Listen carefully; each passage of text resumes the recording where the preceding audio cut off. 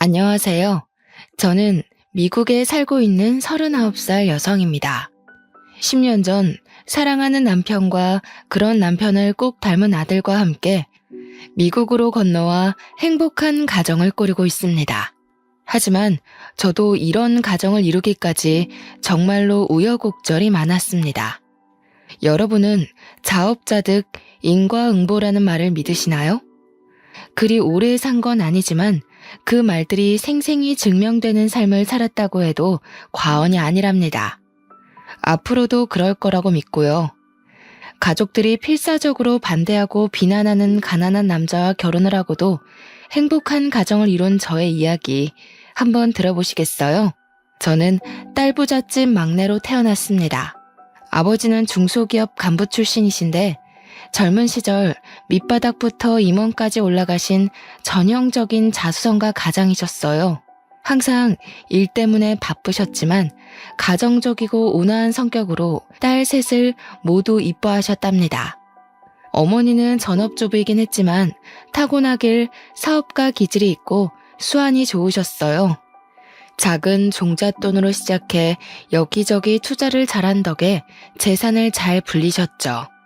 우리 가족이 남부럽지 않게 누리며 살 수 있게 된 데는 아버지의 성실함 때문이기도 했지만 어머니의 안목이나 성격 때문이기도 했기에 아버지는 어머니 말이라면 죽는 신용이라도 하실 정도였어요.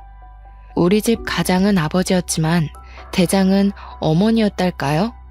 어머니는 기가 센 것도 아니고 목소리가 큰 것도 아니지만 어찌나 사근사근 나긋나긋 여우처럼 아빠를 잘 다루시는지 그런 어머니 덕에 우리 가족은 부족함 없이 잘 살 수 있었어요. 제 위로 언니가 둘인데 큰언니는 회화를 전공하고 둘째 언니는 피아노를 전공했죠. 언니들은 어머니를 닮아서 미모와 몸매가 뛰어났어요. 어머니는 우리가 어릴 때부터 여자로서 어떻게 살아야 하는지 세뇌 교육을 하다시피 했습니다. 앉을 때는 허리를 꼿꼿하게 세우고 턱은 조금 내리렴. 여자는 무조건 각선미야. 다리가 미끈하게 예뻐야 돼. 앉을 때 허벅지는 이렇게 붙이고 엉덩이는 이렇게. 다리는 이렇게 사선으로 곧게 뻗어. 손은 무조건 우아하게 자연스럽게. 어머니는 귀에 못이 박히도록 웃는 모습부터 음식을 먹는 태도까지 일일이 저희를 교정했죠. 그 다음에는 어떤 남자를 어떻게 만나는지가 중요하다는 얘기도 늘 따라왔습니다. 언니들은 어머니 말을 하나부터 열까지 다 잘 따랐어요. 저 역시 어릴 때는 어머니의 말을 잘 들었죠. 3살 버릇 여든 간다는 말이 있듯이 지금도 어릴 때 배운 대로 습관적으로 나오는 포즈가 있을 만큼요. 저는 모든 친구들이 어머니에게 이런 걸 배우는 줄 알았어요. 그게 아니라는 걸 알게 된 사춘기 때부터는 어머니 말을 듣기 싫어서 하라는 대로 안 했어요. 그냥 편한 자세로 앉고 싶었고 먹고 싶은 건 마음대로 먹고 싶었고 입 크게 벌리고 웃고 살고 싶었어요. 꼭 남자를 잘 만나는 게 성공하는 길인지에 대한 의문과 반항심이 있었죠. 게다가 타고나길 아버지를 닮아서 예체능 쪽보다는 공부를 잘하는 편이었고 외모도 고만고만했어요. 그런 저의 편을 들어주는 사람은 아버지뿐이었습니다. 막내에다가 아버지를 많이 닮아서인지 어릴 때부터 아버지는 저를 제일 예뻐하셨고 거의 끼고 사셨어요. 이런 저는 언니들과 취미도 다르고 취향도 다르고 가치관도 점점 달라지면서 자랄수록 미운 오리 새끼처럼 언니들과 겉도는 생활을 했어요. 어머니는 자신의 뜻대로 자라주지 않고 엇나가는 것 같은 저를 제일 걱정하곤 했죠. 언니들은 어머니의 시나리오대로 잘 자라서 여성적인 매력과 교양이 흘러넘치는 신부감이 되었거든요. 다들 어머니가 주선한 선자리에 나가서 좋은 집안 명문대 출신 좋은 직업 가진 남자와 결혼한 건 당연한 수순이겠죠. 첫째 형부는 큰 병원의 내과 의사이고 둘째 형부는 주식 상장까지 한 탄탄한 기업 오너죠. 저는 평범하게 대기업 연구원으로 취직을 했고 그냥 그날이 그날 같은 매일을 보내고 있었어요. 때로는 언니들처럼 사는 게 맞는 걸까 고민하기도 했지만 대학 때 연애도 해보고 소개팅도 해보고 선짜리도 나가봤지만 내 짝이라고 여겨지는 사람이 없었어요. 사랑 없는 결혼을 할 수 없었죠. 언니들이 다 결혼하고 나니 가족 모임이 있을 때마다 언니들도 형부들도 부모님도 결혼하라고 성하셨어요. 어머니가 저를 결혼정보회사에 등록한 바람에 주말마다 선을 보러 나가게 됐습니다. 제 결혼까지 엄마 꿈대로 성공하고 나면 엄마 인생 성공하는 거라고요. 어머니는 첫째는 의사 사위, 둘째는 사업가 사위를 얻었으니 셋째 사위는 법조인으로 드릴 거라고 했어요. 그 얘기를 할 때마다 제발 이상한 시나리오 좀 그만 쓰라고 소리치고 싶었지만 참았어요. 적당히 장단 맞춰주면서 세월 보내다 보면 어머니도 포기하는 날이 오겠지 했거든요. 매일 다람쥐 쳇바퀴 돌듯 회사 다니고 주말마다 늘 변호사 판사 만나러 가는 게 저의 일상이 되었죠. 그날도 대형 로펌 변호사와 선을 보러 나가는 길이었습니다. 지금까지는 대충 맞춰주고 헤어졌지만 이제 더는 못하겠다는 생각이 들더군요. 그냥 제 평판이 안 좋아지면 엄마도 지쳐서 그만하겠지 하는 오기가 생겨서 그냥 막 나가기로 했어요. 부동산이 어떻고 재산이 어떻고 잘난 척하는 남자 앞에서 저도 그냥 떠들어 제꼈죠. 허영심에 가득 찬 된장녀처럼 돈 밝히고 남자 밝히는 것처럼 마구 떠들었어요. 술도 안 마셨는데 작심하니 그냥 정신줄 놓게 되더라고요. 어머, 자산가시구나. 저 돈 많은 남자 좋아하는데. 이 정도 나이 먹고 알 거 다 아는 사이에 뭐 괜히 가식 떨 필요 있어요? 솔직한 게 마음에 드네요. 저 돈 많아요. 돈 많은 남자 하나 물어서 당장 일 그만두고 인생 팔자 피는 게 목표예요. 변호사 수익이 알고는 있는데 그것 가지고는 안 될 것 같아요. 그래서 정확하게 보유한 부동산이 어느 정도예요? 솔직한 것도 좋고 말씀 못 드릴 것도 없긴 한데 그래도 좀 당황스럽네요. 너무 단도직입적으로 물어보셔서. 언젠 솔직한 게 맘에 든다더니. 아니, 근데 또 돈만 많으면 나 밤이 많이 외로울 것 같은데 어쩌죠? 저 돈도 보고 몸도 봐요. 좀 보여줄 수 있어요, 오늘? 남자가 질렸다는 표정으로 입을 쩍 벌리고 벌레 보듯이 저를 보더라고요. 속으로 웃음이 났지만 얼굴에 철판을 깔아버렸어요. 아, 맞다. 오늘 안 되겠네요. 저 신상백 예약해둔 게 있어서 명품관에 가봐야 해서요. 돈도 보고 몸도 볼 날 잡아서 연락 주세요. 바이바이.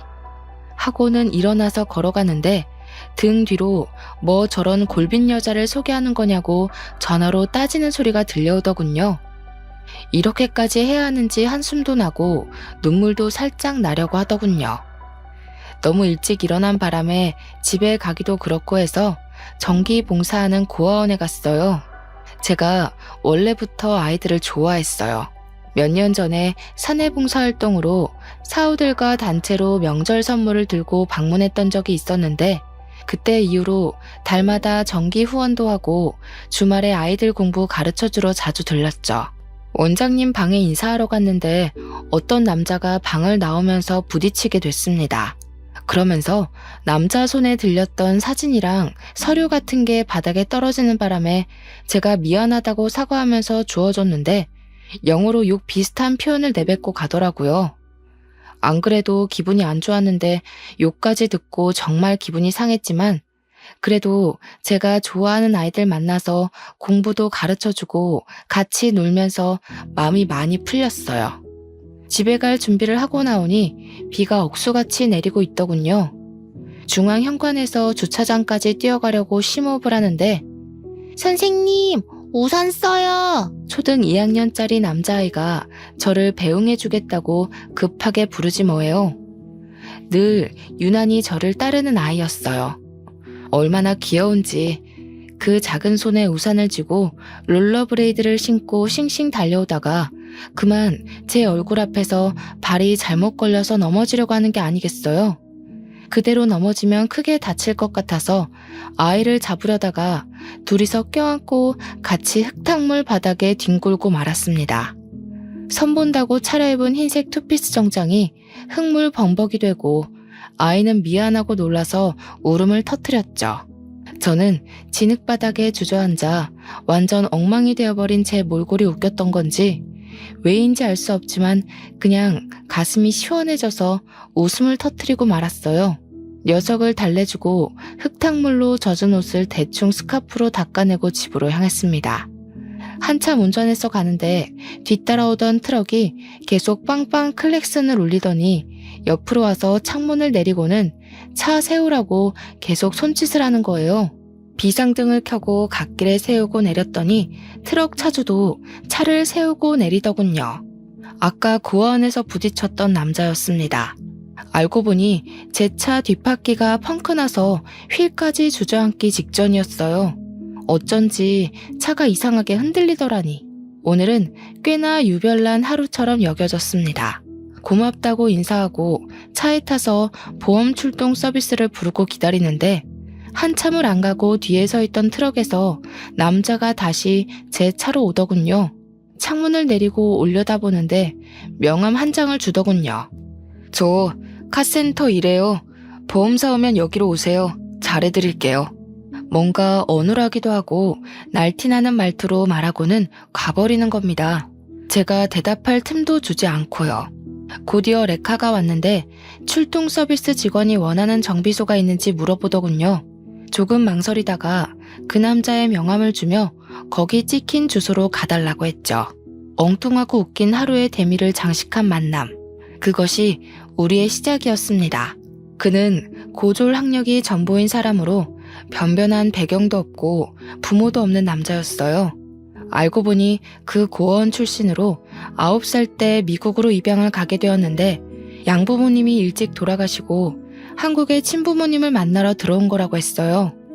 20살 되던 해부터 친부모를 찾으려고 매년 한국을 방문했었고 3년 전에는 아예 한국을 들어와서 아는 형 카센터에서 정비사로 일하고 있었어요. 그의 말로는 예전부터 저를 알고 있었다고 하더군요. 주말에 고아원에서 봉사하는 걸 자주 봤었는데 인상이 좋아서 호감을 가지고 있었다고요. 맞선 보러 나간 날도 저를 봤다고 하더군요. 남자는 친어머니랑 연락이 닿아서 그 호텔에서 만나기로 약속을 하고 기다리고 있었는데 제가 그 옆 테이블로 와서 앉더라는 겁니다. 우연히 호텔에서 보고 반가워서 인사할 뻔했다고요. 그런데 그 옆에서 제가 된장녀 짓을 하는 걸 보고 들으며 정이 뚝 떨어졌다고 하네요. 그날 만나기로 했던 친어머니는 나오지 않았고 대신 다른 사람을 보내서 편지만 전달했다고 합니다. 그 편지에는 미안하다고 연락하지 말아달라는 내용이 적혀 있었다고 해요. 그날 정말 너무 슬펐는데 고아원에서 저를 또 보게 된 거예요. 명품관 간다고 큰 소리치고 일어나더니 고아원에 와서 애들이랑 노는 걸 보고 오해했다는 걸 알았다고 해요. 자기가 정말 아끼는 고아원 아이가 넘어질 때 제 몸 사리지 않고 아이를 보호하는 걸 보고는 정말 반했다 하더군요. 하루 동안 우연히 2번 만났는데 한 번 더 만나면 사귀자고 하기로 결심을 했대요. 그러다 우연히 한눈에 봐도 바퀴가 주저앉아 위태로워 보여서 알려주려고 옆으로 갔는데 차창을 내리는데 제가 있었다고요. 우연 같은 만남을 시작으로 그 남자와 자주 만나 서로를 알아가게 되었습니다. 그는 저에게 정말 헌신적으로 잘해주었습니다. 하나부터 10까지 저희 너무 잘 맞았어요. 처음에는 저도 보고 듣고 자란 게 있어서 그의 배경이 손끝에 박힌 가시처럼 걸리곤 했어요. 저도 그냥 적당히 속물적이고 세속적인 평범한 여자일 뿐이에요. 하나부터 10까지 그동안 만나본 적 없는 종류의 사람이다 보니 자동 반사적으로 저울질이 되긴 하더라고요. 하지만 알아갈수록 그 남자의 인간성과 성실함과 진실함에 그를 정말 사랑하게 됐습니다. 그와 연애하면서 어머니가 주선하는 선자리는 다 거절했죠. 사실 제 소문이 정말 안 좋게 나는 바람에 선자리도 뜸해지기도 했고요. 결국 부모님께 사귀는 사람이 있다고 선언하게 되었습니다. 어머니는 사귀는 걸 왜 숨겼냐며 어떤 집안 남자냐, 뭐 하는 남자냐, 무슨 대학 나왔냐, 부모님은 뭐 하시냐 질문 공세를 퍼부었죠. 아니요, 엄마. 그 사람 대학도 안 나왔고 부모님도 안 계시고 모아둔 돈도 별로 없고 카센터에서 정비사로 일하는 사람이에요. 9살 때 미국으로 입양 갔는데 일찍 돌아가시고 혼자 자라서 얼마 전에 한국 들어왔대요. 어머. 키 막혀. 너 저번에 선보러 가서 미친 짓 하고 왔다는 소문 건너 들었다. 내가 고개를 들고 다닐 수가 없어, 이거 사. 진짜 미쳤나봐, 얘가. 너 어디 아프니? 그래, 아파서 그런 거야. 내일 당장 예약할 테니까 엄마랑 신경정신과 한번 가보자. 엄마, 나 안 미쳤어요. 헛소리 아니고 진심이야. 그 사람 한 번만 만나보고 얘기해요. 정신 차려, 이거 사. 금이야 오기야 키워놨더니 엄마한테 돌려주는 게 결국 이런 수치심이야? 말로만 들어도 부끄럽고 입 밖으로 내기도 부끄러운데 어딜 한번 만나보라 얘기를 해. 내가 그런 사위 이 집에 들일 것 같아? 엄마, 사람한테 어떻게 그런 말을 해. 뭐가 부끄러워, 뭐가. 그 사람이 무슨 부끄러운 짓을 했고 뭘 잘못했다고. 엄마가 뭔데 함부로 부끄러워해? 내가 오히려 그 사람한테 부끄러워. 엄마 때문에 부끄럽다고. 뭐? 뭐가 어쩌고 어째? 태어나서 처음으로 어머니께 뺨을 맞았어요. 저도 너무 화가 나서 어머니께 대들고 말았죠. 어머니의 분노는 상상을 초월했습니다. 노발대발하시던 어머니는 그날로 알아놓으셨고 소식을 듣고 찾아온 언니들도 저를 한사코 뜯어 말렸습니다. 못 들을 말도 많이 들었어요. 자기들보다 외적으로 떨어지는 제가 자격지심 때문에 그런 남자를 택한 것 같다며 미안하다며 울지를 않나. 차라리 집안에 먹칠하지 말고 그냥 평생 혼자 살라고 하질 않나. 저도 너무 큰 스트레스로 원형 탈모까지 생겨버렸어요. 그런 난장판 속에서도 아버지는 묵묵히 제 편이 되어주셨어요. 얼마나 든든했는지. 그런 아버지가 아니었다면 저는 버티기 힘들었을지도 몰라요. 돌아누워 뜻을 굽히지 않는 어머니 옆에서 몇 날 며칠을 설득해 주셨고 그래도 강경한 어머니께 차라리 자신과 부부의 인연도 끊자고 막내딸 안 보고는 못 산다고 하시는 아버지의 엄포에 결국 어머니가 두 손을 들었다고 합니다. 아버지 덕에 결혼식을 치를 수 있었지만 큰 축복이 가득한 결혼식 내내 눈물바람인 어머니 덕에 결혼식장이 아닌 장례식장 같았죠. 신혼여행도 조촐하게 제주도로 다녀와서 인사드리러 간 날 언니 형부들도 모두 와 있었습니다. 우리를 반기기 위해서가 아니라 마치 제 남편을 구경하려고 온 느낌이었어요. 어머니는 제 남편 눈 한 번을 맞춰주질 않고 얼굴도 보지도 않고 한숨만 쉬고 언니들은 남편을 마치 하인 부리듯이 했습니다. 예상 못한 건 아니었지만 그 정도일 줄이야 어찌나 가시방석이었는지 또 남편에게는 어찌나 미안했는지 겨우 밥을 먹고 거실에 모여 얘기를 나누는데 병원 얘기며 사업 얘기며 형부들은 대놓고 제 남편을 무시했죠. 첫째 형부가 주유구 잡고 총을 쏘는 듯한 제스처를 하면서 자네는 주유소 일한다고 했나? 묻더군요. 그래서 둘째 형부가 아니요 형님, 카센터요 라고 대답하자 첫째 형부가 아 정비소에서 미케닉이라고? 쏘리 기름밥 먹는 건 주유소나 정비소가 같지 뭘 그래. 자네 기름밥이란 말 들어봤어? 기름밥? 하는 겁니다. 언니들은 재밌다고 깔깔대고 웃어댔죠. 남편이 어릴 때 입양 가서 한국말이 좀 어눌하고 영어 섞어서 말하는데 그걸 따라하면서 놀린 거예요. 그런데도 남편은 속없이 그냥 웃더군요. 제가 얼마나 미안하고 또 화가 났는지 몰라요. 그날 형부들이 부모님 모시고 아버지 퇴직 축하를 위해서 요트 크루즈 파티를 하자고 제안을 하더군요. 둘째 형부가 사업을 확장하면서 요트 사업을 시작하게 됐는데 요트 여러 대를 유럽에서 들여왔다고요. 지난달에 도착해서 점검이 모두 끝났고 시승식도 완료했고 요트 운전 자격증도 미리 따둬서 본인이 운전할 예정이니 그중에서 제일 멋진 요트에서 파티를 하자고요. 올해 공들여서 준비했던 요트 크루즈 사업이 이제 시작 단계에 있습니다. 아버님, 요직은 퇴직 후부터 또 제2의 인생이라고들 하지 않습니까? 저희 회사 새 사업과 아버님 인생 제2막이 동시에 시작되니 얼마나 또 축하할 일인지 모르겠습니다. 제2의 인생 멋들어진 요트에서 함께 시작하시죠. 아유, 우리 김서방 대단하다 대단해. 사업 돌보느라 바쁠 텐데 언제 요트 운전까지 배웠을까? 말하는 건 또 어쩜 이렇게 이쁘게 하나 몰라. 그렇죠 여보? 그래, 고맙네 김서방. 참 내가 복이 많네. 아닙니다 아버님 어머님, 제가 당연히 할 일인데요. 이가 척을 얼마나 생각하는지 몰라. 이번에 요트 크루즈도 시댁 어른들보다 우리 아빠 엄마를 먼저 챙기는 거 있지? 예, 누가 들으면 김서방만 사위 노릇 제대로 하는 줄 알겠어? 우리 민지 아빠는 뭐 우리 집에 못하니? 아 언니, 형부가 우리 집에 못한다는 게 아니라 이 사람이 잘한다는 얘기지. 누가 형부가 못한다 그랬어? 안 그래도 며칠 전에 엄마한테 들었어. 형부가 아빠 엄마 건강검진 프리미엄 코스로 예약해드렸다면서? 엄마가 전화 와서 얼마나 자랑을 하는지. 형부, 제 귀에 피나는 줄 알았어요. 장모님도 참, 의사 사위가 매년 당연히 해드리는 건데 뭘 또 그렇게 자랑까지 하셨어요. 어머, 그랬어? 그러니까 엄마도 참, 뭘 그걸 전화까지 해서 자랑을 했대.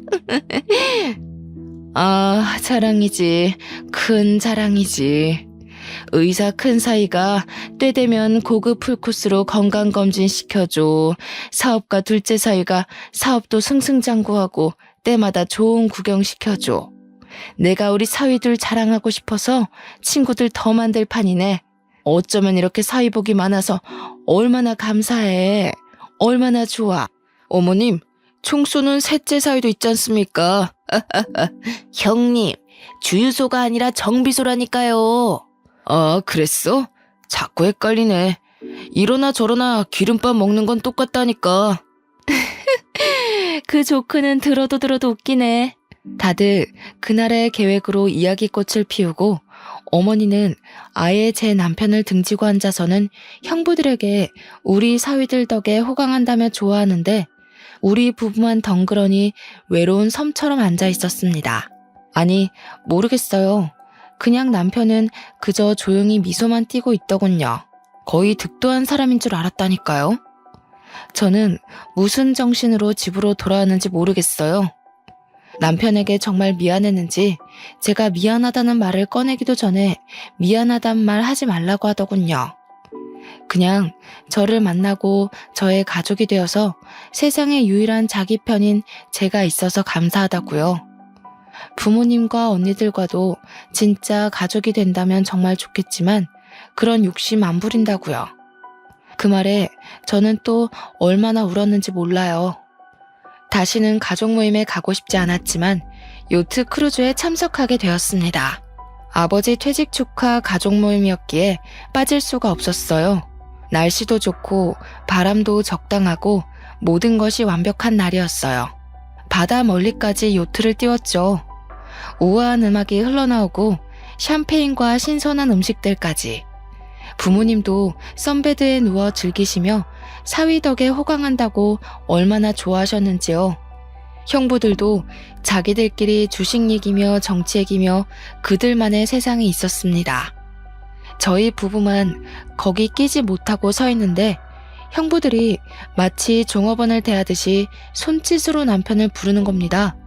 배 안에서도 제 남편에게 심부름을 시키더군요. 어이, 따로 칠링해둔 샴페인 좀 더 가지고 와. 저 뒤로 돌아가면 있을 거야. 저기 일하는 분들도 계신데 왜 저한테. 가족끼리 어울리는데 막내 사이가 그 정도는 알 수 있지. 꼭 일하는 사람이 해야 하는 일은 아니잖아. 이거 우리랑 어울린다고 자네 급도 같이 올라갔다고 생각하는 건가? 그래서 이제 할 일 못할 일 구분하는 건가? 그게 아니라 저를 일하는 사람으로만 생각하시는 것 같아서요. 아이, 사람 참. 자네, 자격지심이 심한 것 같네. 근본이 없어서 그렇죠 뭐. 하여간 없는 것들은 일해서 피곤해. 순수하게 가족으로 대해주려고 해도 피해의식으로 곡해를 한다니까. 아, 하기 싫으면 관두라고. 아닙니다. 제가 가지고 오겠습니다.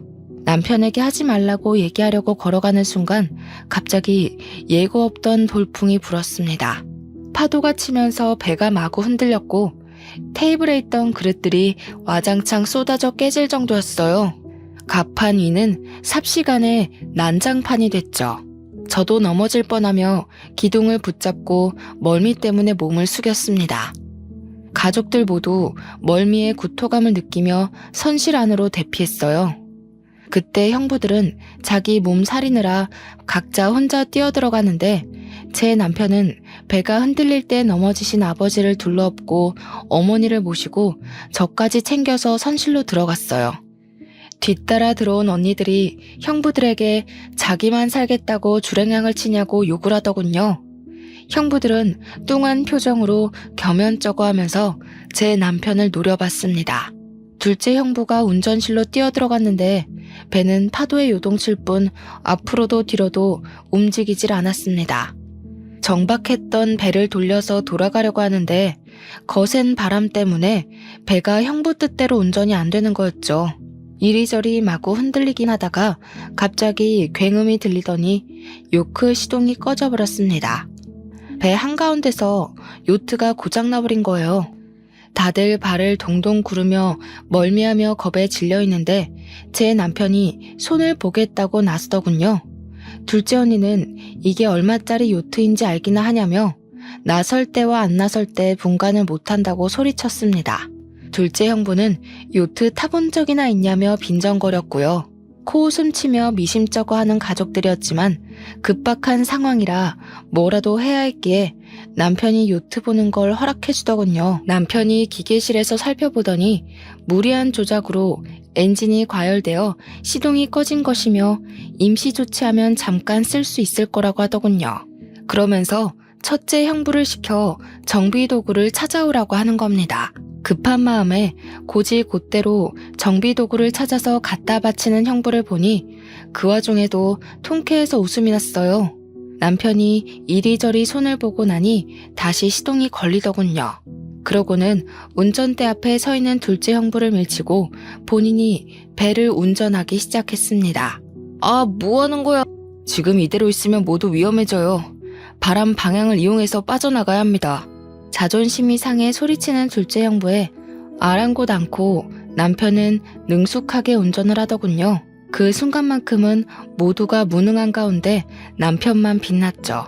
그날 이후 남편에 대해서 아버지는 무한 신뢰를 하게 되셨고 어머니도 그날 일에 대해 고맙다고 하더군요. 하지만 어머니와 언니, 형부들이 기본적으로 남편을 하대하는 태도는 고쳐지지 않았습니다. 어머니는 그날 일에 대해서 군뱅이도 구르는 재주가 있다는 식으로 말하며 칭찬했습니다. 그 사건 이후로 부모님 댁이나 언니를 집에 수리할 것이 있느냐? 그 사건 이후로 부모님 댁이나 언니들 집에 수리할 것이 있거나 작동이 안 되는 게 있으면 수시로 남편에게 연락을 했습니다. 시도 때도 없이 급한 일인 것 마냥 전화를 걸어 남편을 부르는 겁니다. 남편이 묵묵하게 손을 보고 나면 비아냥인지 칭찬인지 모를 것들을 막 늘어놓는 겁니다. 군뱅이도 구르는 재주가 있다고 손재주 하나는 기가 막힌다며 역시 정비사라 그런가 기가 막히게 잘 고쳤다는 둥, 수고했다는 둥, 우리 집에 꼭 필요한 사람이라는 둥, 저와 가족의 관계 때문에 그런 말을 묵묵히 듣고만 있는 남편을 보니 너무 마음이 아팠어요. 너무 바보처럼 착한 사람이었습니다. 그 사람을 지켜주고 싶었어요. 저는 남편에게 가족과 관계를 끊겠다고 선언했어요. 이렇게 자연스럽게 친정집과의 왕래는 점점 줄어들었고 특별한 행사가 없으면 부모님도 언니들도 만나지 않게 되었어요. 가끔 아버지만 따로 모시고 함께 식사를 했었죠. 그러던 어느 날 아버지의 전화가 걸려왔습니다. 수화기 너머로 아버지의 힘없는 목소리가 들려왔어요. 연희야, 어쩌면 좋으냐? 빠, 무슨 일이세요? 왜 그러세요? 어디가 편찮으세요? 우리 집이 다 넘어가게 생겼어. 어머니가 아버지 몰래 온갖 돈을 다 끌어모아 투자했던 사업이 수백억대의 사기였고 사기꾼은 이미 해외로 도주하여 한 푼도 건질 수 없게 되었다는 청천벽력 같은 소식이었습니다. 하루 사이에 길거리에 나앉게 되고 집 곳곳에는 압류딱지가 붙었다고 했습니다. 아버지의 한숨 뒤로 어머니의 곡소리가 들려왔습니다. 아빠, 그래도 우리가 있잖아요. 걱정 마세요. 다 큰딸 셋이 있고 든든한 사위가 셋이 있는데 뭘 걱정하시는 거예요. 큰언니랑 둘째 언니는 뭐래요? 내심 언니들이 부모님 사실 거처는 마련해 드릴 거라 생각했는데 아버지는 답이 없으셨습니다. 아마 저에게 연락하시기 전에 언니들에게 먼저 연락을 하셨을 텐데 아무 답이 없으신 걸 보면 이상했어요. 언니들에게 연락하니 둘 다 나 몰라라 하였습니다. 첫째 언니에게서는 의사가 벌면 얼마나 번다고 그러냐며 애들 교육비만 해도 매달 수백이 드는데 부모님까지 어떻게 건사하냐는 답이 돌아왔습니다. 기가 막혀서 말도 안 나오더군요. 둘째 언니에게서는 엄마 때문에 남편과 부부싸움까지 했다며 엄마 탓을 하는 푸념을 들어야 했습니다. 달면 삼키고 쓰면 뱉는다는 게 이럴 때 하는 말일까요? 저도 엄마가 미웠지만 엄마보다 더한 언니들이 더 미웠습니다. 결국 저는 자초지종을 남편에게 이야기했고 남편은 생각할 필요도 없다는 듯 당연히 우리가 모셔야지 하더군요. 부모님께 큰 방을 내어드리자며 부모님을 위해 새롭게 꾸미자고까지 하더군요. 그렇게 구박받고 무시받았는데도 한치의 망설임도 없이 부모님을 모시겠다고 나서는 남편이 대단하고 존경스럽게 여겨졌습니다. 너무 고맙기도 하고 착잡하기도 했어요. 저와 남편이 사는 방 2개짜리 작은 신혼집에 부모님이 들어오시던 날 아버지와 어머니는 남편 앞에서 고개를 들지 못하셨습니다. 부모님을 위해 마련한 안방에 두 분을 모시고 갔어요. 두 분을 따뜻한 방에 앉게 하고 남편과 저도 마주 앉았습니다. 자네에게 정말 면목이 없네. 정말 너희에게 미안하다. 장인어르신, 장모님, 두 분께는 슬프고 마음 아픈 날이지만 너무 슬퍼하지 마세요. 오늘이 저에게는 참 기쁜 날입니다. 저희 집에 한 번도 안 오셨던 장모님이 처음 오신 날이잖아요. 아이고, 기쁜 날이라고 말해주니 너무 고맙네. 내가 이렇게 신세를 지게 될 줄을 모르고 너무 고맙고 미안해. 한국에서 결혼을 할 때도 신혼여행 다녀와서도 어른들께 절을 한다고 하던데 그래서 절하는 것도 배워서 연습도 많이 했는데 한 번도 못했어요. 사위가 장인어르신과 장모님께 절을 하는 첫날이니 저는 참 기쁩니다. 종이에 써서 읽기 연습을 해가며 외운 말을 남편이 또박또박 말하자 부모님은 말없이 눈물을 흘리셨습니다. 간소한 결혼식에 패백도 하지 않았고 신혼여행 다녀와서 절하려는 남편을 은근슬쩍 피하셨던 것이 남편에게도 상처로 남은 모양입니다. 절하는 연습까지 했다는 걸 저도 그날 처음 알았는데 가슴이 미어졌어요. 저와 남편은 처음으로 부모님 앞에서 절을 올렸습니다. 저는 그동안의 서름과 남편에 대한 고마운 마음, 부모님에 대한 연민이 한꺼번에 북받쳤어요. 절하는 저희도 울고 부모님도 우셨어요. 절을 끝내고 남편이 두 분께 다가가 손을 잡고 이제부터는 두 분을 낳아주신 친부모님으로 생각하겠다고 말했어요. 어머니와 아버지도 이제부터는 사위를 아들로 여기고 살겠다고 아들에게 평생 갚으며 살겠다고 하시더군요. 제 남편을 아들이라고 부르시는 부모님 목소리에 그동안의 응어리가 녹아내리는 듯하며 하염없이 눈물이 났습니다. 그날 밤 부모님과 저희는 얼싸안고 얼마나 울었는지 모릅니다. 그 뒤로 부모님은 제 남편을 아들이라고 부르십니다. 그렇게 부모님을 모시고 살던 어느 날 남편이 미국에 정리할 것이 있다며 잠깐 다녀오겠다고 하더군요. 매일 전화통을 하긴 했지만 곧 돌아온다던 남편이 몇 개월 동안 돌아오질 않고 무엇을 하고 있는지 말도 해주지 않으니 저도 점점 의심이 생겼어요. 혹시 이 남자도 우리 집이 망해버려서 볼 것이 없어지니 도망을 간 건가? 하는 못된 의심이요. 그도 그럴 것이 정확히 미국 어디에 있는지도 말해주지 않고 찾아가겠다고 해도 조금만 기다려달라고 하고 무엇을 정리하고 있는 것인지도 말해주질 않았거든요. 때로는 연락이 잘 되지 않을 때도 있었습니다. 불안해하는 저를 다독여준 건 오히려 부모님이었어요. 그는 그럴 사람이 아니라며 남편 편을 들어주시더군요. 그러는 사이 형부들이 차례로 망하고 있다는 소식이 들려왔습니다. 소문에 첫째 형부는 재단에 막대한 피해를 입혔다는 이유로 권고사직 당했다고 하더군요. 둘째 형부는 요트 사업이 중간에 계약이 파투가 나는 바람에 자금줄이 막혀서 부도 위기라고 했고요. 이 소식도 당장 돈이 급해진 큰언니와 둘째 언니가 혹시나 부모님께 받을 게 없나 해서 연락을 해온 덕에 알게 됐죠. 내칠 때는 언제고 받을 것 챙기려고 연락을 해온 언니들이 야속하기만 했습니다. 남편이 수개월 만에 미국에서 돌아오던 날 어머니는 오전 내내 부엌에서 정성껏 음식들을 준비했어요. 온종일 잔치가 열릴 것처럼 온 동네 맛있는 냄새가 진동을 했죠. 거의 뷔페처럼 한식 요리를 준비하는데 남편이 뭘 좋아할지 몰라서 다 준비하신다며 웃음이 만발했습니다. 아이고, 우리 아들 왔어? 우리 아들. 남편이 집에 들어왔을 때는 저보다 먼저 달려나가 정말 신발을 신지도 않고 버선발로 현관에서 남편을 맞이했어요. 그러고는 남편 앞에 선 어머니도 뒤따라 나간 저도 아버지도 뭔가 낯선 남편이 어색해 한참을 마주봤습니다. 결혼식 때 말고는 본 적 없는 말끔한 정장 차림에 고급진 가죽 서류 가방을 들고 헤어스타일까지 단정해진 남편 모습이 의아하면서도 아주 멋져서 탄성을 질렀죠. 남편은 그냥 웃으며 아주 맛있는 냄새가 난다며 배고프다고 너스레를 떨었습니다. 뭔가 변한 듯한 남편의 모습이 조금 낯설었지만 싫지만은 않았어요. 식탁에 둘러앉아 점심 식사를 시작할 무렵 초인종이 울렸습니다. 문을 열기 무섭게 언니들과 형부들이 들이닥쳤습니다. 어머, 언니, 형부, 무슨 일이에요? 갑자기 연락도 없이 이렇게 오세요.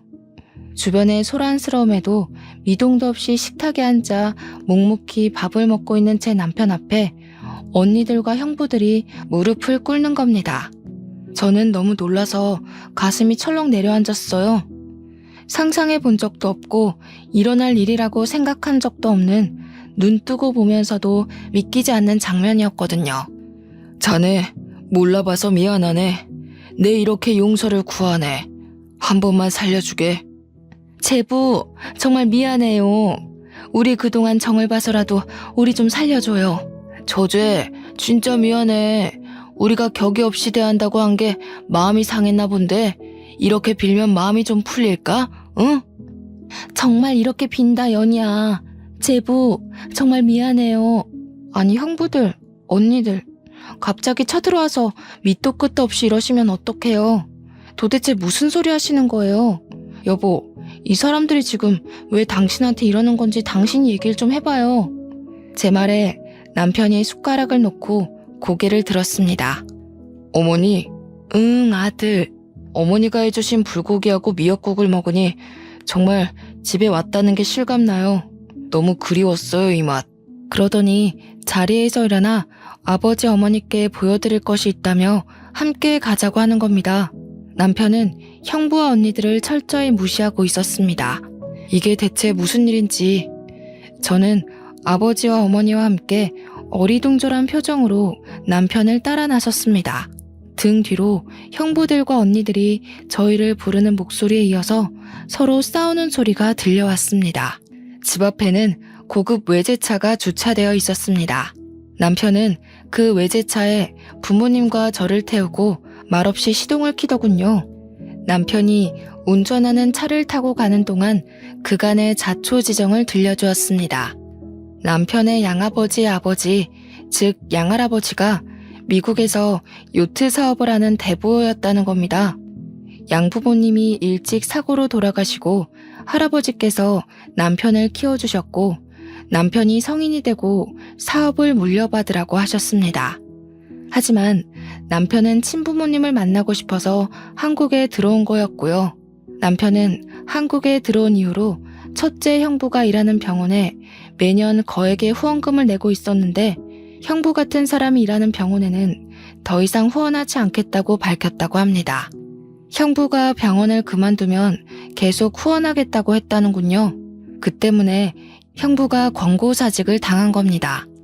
또 둘째 형부 요트 사업에 계약상의 문제를 제기해서 사업 진행을 막은 것도 남편이었습니다. 형부가 계약한 유럽의 요트 회사가 미국 기업의 자회사였다는군요. 그 사실을 알게 된 형부들이 남편에게 싹싹 빌러 찾아왔던 겁니다. 저와 부모님은 상상도 못한 이야기에 너무 놀라 말이 나오질 않았습니다. 이 엄청난 이야기를 그냥 담담하게 전하는 남편의 모습과는 대조적으로 부모님의 얼굴은 충격과 놀라움으로 붉어져 있었어요. 저 역시 갑작스럽게 들은 이야기가 믿어지지 않아서 제 허벅지를 꼬집어 보았어요. 그러는 동안 어느 공기 좋은 곳에 위치한 고급진 전원주택 앞에 당도했습니다. 부모님께 드리는 선물이라고 했습니다. 아버님, 어머님, 아무 걱정 마시고 이제 이곳에서 편안하게 사세요. 그동안 제 신분을 속여서 죄송합니다. 아니, 이게 꿈이야 생시야. 대체 이게 다 무슨 일인지 믿어지지가 않네. 남편은 자신의 재산만 보고 다가오는 사람이 많아서 사람을 믿지 못했다고 합니다. 학교도 졸업 못하고 입양아에 가진 것도 없는 자신을 봐준 유일한 사람이 저였다고 해요. 아무것도 가진 것이 없지만 그냥 사람으로 사랑해준 저에게 뭐든지 해주고 싶었다고 합니다. 놀라움의 연속이었습니다. 제가 원하는 건 오직 그 사람뿐이었는데 너무 많은 것을 받았어요. 저는 심성이 고운 그 사람을 험한 세상에서 지켜주고 싶었는데 오히려 그 사람이 저를 지켜주네요. 어머니는 펑펑 눈물을 흘렸습니다. 아이고 아들아, 고맙고 고맙다. 하지만 나는 이걸 받을 자격도 염치도 없구나. 어머니, 연희를 낳아주신 어머니이시니 그리고 이제 저의 어머니이시니 받으실 자격이 되고 말고요. 옛일은 모두 잊으시고 우리 이제 앞으로 행복하게만 살아요. 어찌 있겠니? 내가 정말로 미안하다. 잘못했다. 것 없고 능력도 없다고 모질게 대한 것 내 평생 사과하며 반성하며 살아갈게. 싫은 내색 한 번을 안 하고 다 맞춰주면서 얼마나 마음고생을 했을까. 내가 아들한테 한 짓을 생각하면 혀 깨물고 죽고 싶은 심정이다. 어머니, 그런 말씀 마세요. 상처가 될 때도 있었지만 제 곁에는 연희가 있고 또 아버님께서 늘 제 편을 들어주셨어요. 그래서 저는 정말로 괜찮아요, 어머니.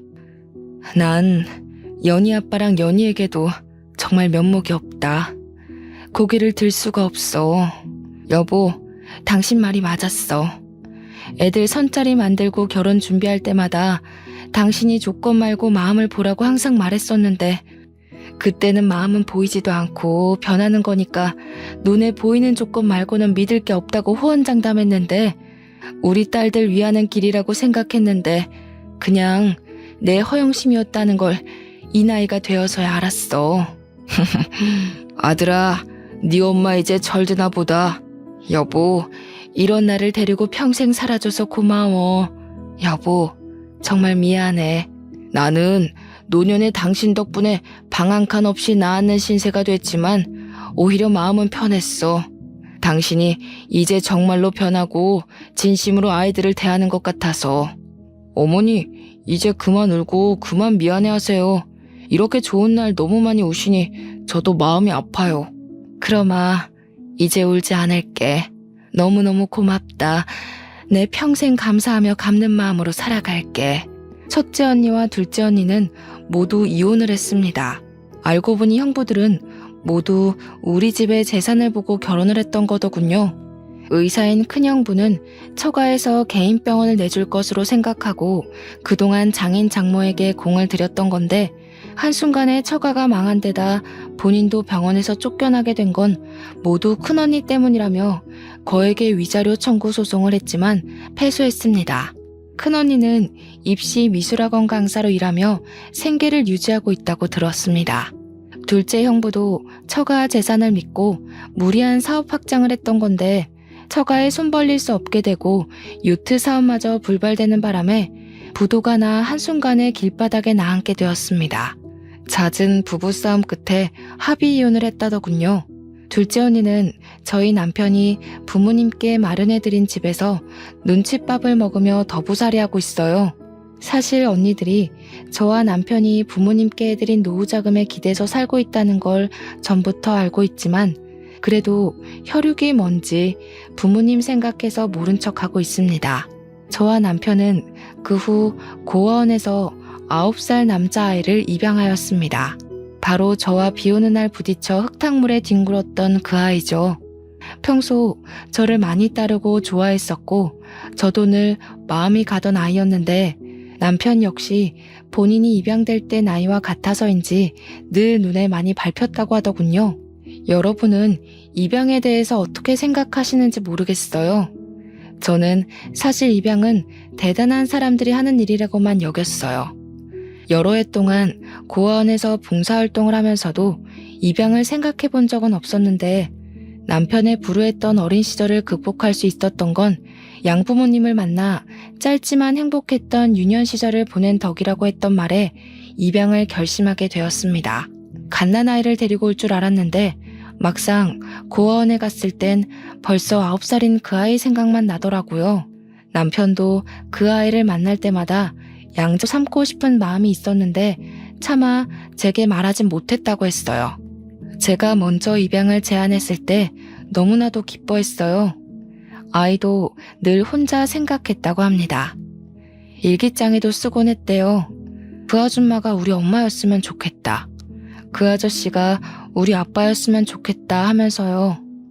저와 남편이 서로를 모르던 때부터 말이죠. 이런 것이 하늘이 이어준 인연일까요?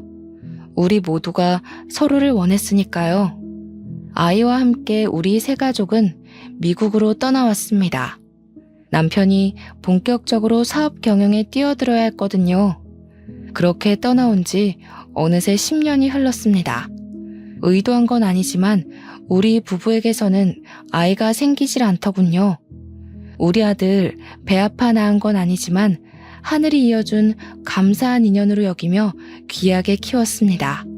몇 년에 한 번은 한국에 들어가 부모님을 뵙기도 하고 부모님 생활에 바쁘다 보니 또 마음만큼 자주 뵙기가 어렵더군요. 9살이던 우리 아들은 이제 어엿한 대학생이 되었고요. 며칠 전 아들이 친부모님을 찾고 싶고 한국에서 살아보고 싶기도 하다고 한국에 가고 싶다고 하더군요. 자기 능력만으로 한번 살아보고 싶다나요? 저희 부부는 흔쾌히 아들의 여행을 허락하며 행운을 빌어줬습니다. 굿럭, 언제든 돌아올 곳이 있으니 마음껏 세상을 경험하고 오라고요. 앞으로 10년 뒤 저는 또 어떤 삶을 추억하고 있을까요? 10년 뒤 우리 아들은 어떤 이야기를 들려줄까요? 그저 바라건대 우리 아들에게도 전략이 아니라 진심이 통하는 인연이 온다면 좋겠습니다. 지키고 싶은 것을 찾고 스스로 지킬 때 자신도 지켜지는 거라는 걸 알게 되면 좋겠고요. 그럼 더 바랄 게 없을 것 같아요. 하지만 제가 경험했듯이 자식의 인생이라는 건 엄마의 시나리오대로 흘러가는 게 아니거든요. 그러니까 굴럭을 빌어주는 것 말고는 할 수 있는 게 없네요. 여러분의 지난 10년은 어떠셨나요? 또 앞으로의 10년은 어떨까요? 계획대로 생각한 대로만 흘러간다면 편안할 수는 있어도 재미는 없겠죠. 하지만 삶이 계획대로 흘러가든 아니면 뜻밖의 일들로 가득하든 분명한 건 주는 만큼 돌려받는다는 말은 정말 맞는 것 같아요. 살아보니 그렇더라고요. 받으려고 하지 않았지만 그래도 진심으로 살려고 노력했더니 기대하지도 못한 선물들을 많이 받았던 것 같습니다. 또 이 선물들을 주변에 좋은 마음으로 나누며 살다 보니 결국 돌려받게 되더라고요. 마찬가지로 주변을 물질만으로 평가하고 관계하는 자는 결국 물질로 망하더군요. 삶은 늘 시나리오대로 흘러가지는 않지만 어떤 일을 하든 자업자득 인과응보란 건 잊지 마세요. 거기에 행운이 한 스푼 보태어지면 더할 나위 없겠죠. 그러니까 여러분에게도 크로스핑거스 늘 행운이 함께하기를 응원합니다.